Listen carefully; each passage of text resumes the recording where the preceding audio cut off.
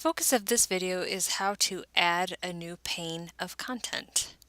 So in our final version of the dogs page, you'll see that we have this top 10 dog breeds.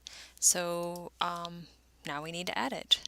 And again, if you haven't already, go to the training course documents and access the content for top 10 dog breeds. It's oftentimes easiest if you download this to your computer, but it depends on your comfort level with Google Documents. Go ahead and go to your training dog page. Again, mine is just a generic named page, but yours will have your name on it. And you can see here that we have our panes here and tabs. And so in order to add a new pane, I'm going to go to Customize Display, Content. And then if I were to add another pane, and I added it here, it would just turn into another tab. But I don't really want to do that right now, so I'm going to go to the next panel, middle column 3, click on the left hand, and there's Add Content. Instead of changing the style, I'm going to leave it as a default style, and then I'm given a lot of options. This is something I personally wish we could adjust for you, but we can't. 99.9% of the time I want you to select Add Text.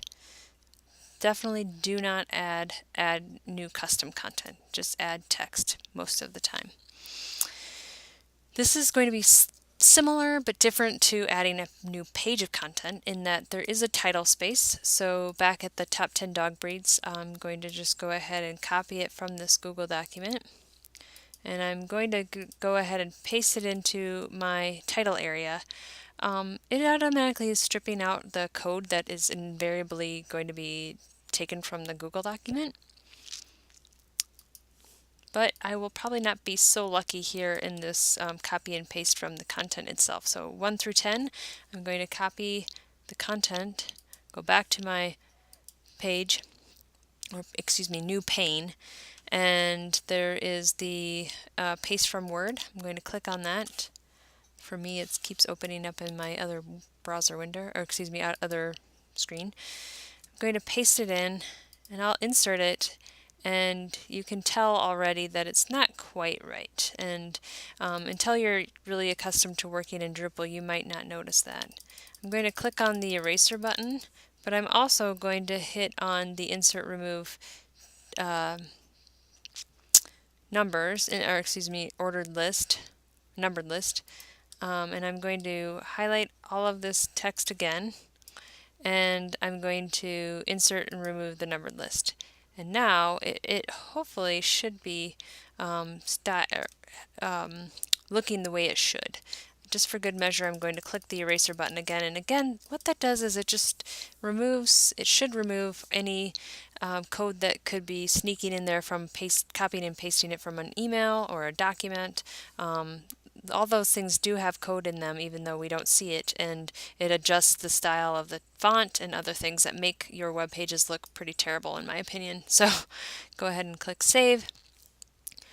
You will have an asterisk here which indicates that your work is not done. So again, you've saved what you wanted in the pane, but now you have to save the page. So I'm scrolling down and I'm going to add a note that added a new pane of content, and top 10 dog breeds or something.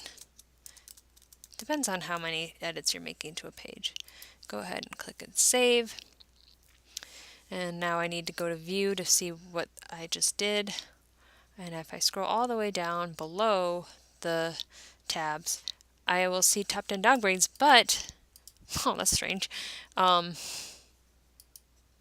whatever reason, it's not loading properly, but now it has. So I just refreshed my page.